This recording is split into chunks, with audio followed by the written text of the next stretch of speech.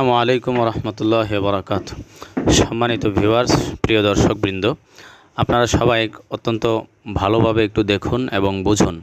বাংলাদেশের ওলামায়ে কেরাম, বাংলাদেশের মুসলমান তাওহীদি জনতা, বাংলাদেশের সাধারণ মুসলমানেরা হিন্দুদের গির্জা, হিন্দুদের এবং তাদের যে উপাসালয় এগুলাকে কিভাবে পাহারা দিচ্ছে। বাংলাদেশের মুসলমানেরা সব সময় তারা সাম্প্রতিক সম্প্রীতির বন্ধনে বিশ্বাস করে এবং ধর্মীয়ভাবেও তারা এই কথা ভালোভাবেই জানে যে অন্য ধর্মের এবাদতখানায় আক্রমণ করা যায় না, তাদের এবাদতখানার কোনো ধরনের হেনস্থা করা যায় না।